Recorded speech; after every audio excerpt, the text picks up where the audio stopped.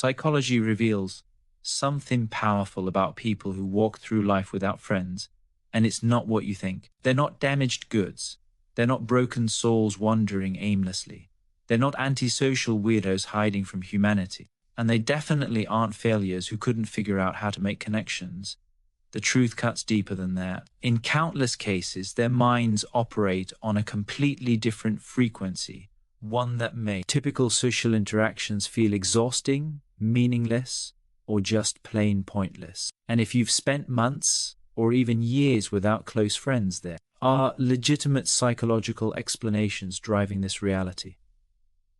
Let me break down exactly what's happening inside your brain. First off, you've got absolutely zero patience for phonies. If your friend count sits at nearly nothing, chances are you can't stomach being around people who put on acts. You know the type, the ones hiding behind masks, spreading rumors like wildfire, twisting words to get what they want. Science backs this up. Studies reveal that when we grow more aware of ourselves and others, our ability to tolerate fake behavior crashes hard. You genuinely prefer sitting alone in complete silence than wasting precious minutes listening to empty chatter from someone who's pretending to be something they're not. Look around at most friend groups, and what do you see? Clusters of people grinning in your face while shredding your reputation the second you turn around. Your mind catches onto the manipulation instantly. You spot the lies before they're fully spoken. You sense hidden agendas lurking beneath pleasant smiles. So you shrink your circle down to almost nothing, not because you hate people, but because you're guarding your sanity and your energy.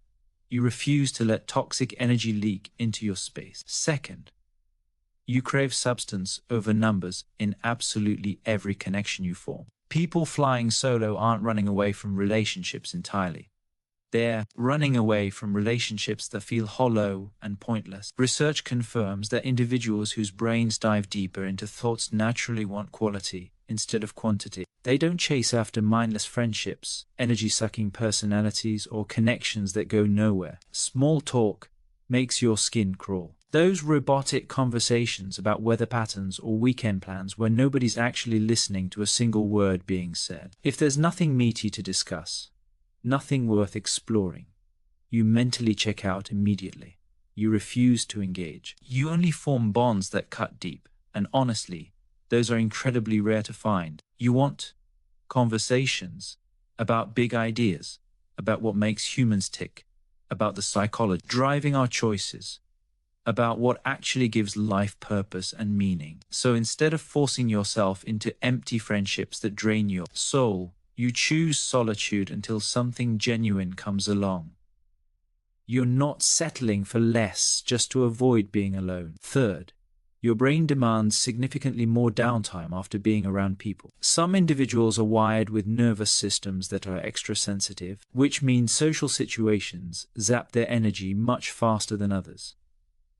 Psychologists label this as high social sensitivity. After spending time with people, your mind needs extended periods of quiet to fully recharge its batteries. This doesn't mean you hate humans or dislike company. Your brain simply consumes way more fuel during every social exchange. While outgoing types actually gain energy by being surrounded by crowds, every single conversation extracts something valuable from you. You analyze interactions on multiple layers simultaneously. You pick up on tiny emotional signals most people completely miss. You process the words, the tone, the body language, the hidden meanings all at once. That's mentally exhausting. So you protect your social energy like it's a precious resource because for you it absolutely is. After socializing, you need total isolation to recover properly. You're not being rude, you're surviving. Fourth, you're ridiculously independent and don't hunger for approval from others. Plenty of people without friends don't lean on social validation to feel worthy or complete. Research identifies this trait as low social dependency. You can keep yourself entertained for hours. You solve your own problems without running to others for help. You find genuine comfort living inside your own thoughts, instead of needing a tribe surrounding you constantly.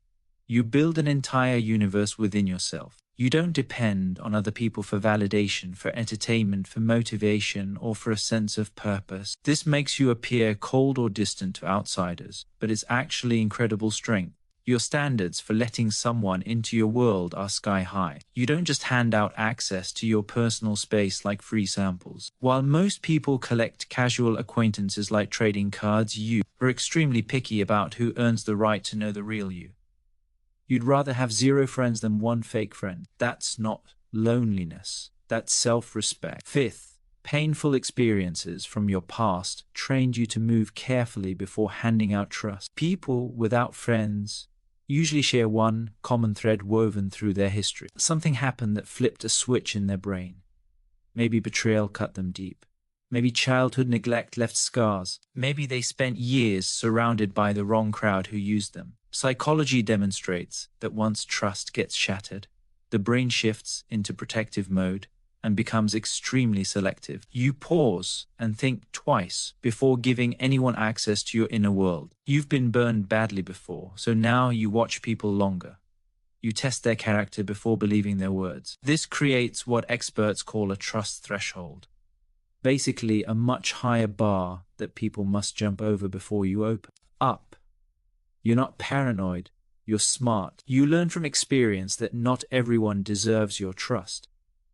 And you're not making that mistake again. Here's the bottom line that changes everything. If you have very few friends or none at all, it absolutely does not mean something is fundamentally broken inside you. It means your mind functions on a different wavelength, with sharper awareness, heightened sensitivity, craving for depth, and much higher standards than average. You possess a richer inner landscape. Your intuition cuts through lies like a hot knife through butter. Your self-awareness runs deeper than most people will ever reach. Sometimes, the individuals with the most powerful minds walk solo for extended periods. That's not a weakness. That's evolution. If you're hungry for more psychology content that decodes your personality in ways traditional education completely ignored, smash that subscribe button immediately, because the next video might unlock truths about yourself you never knew existed.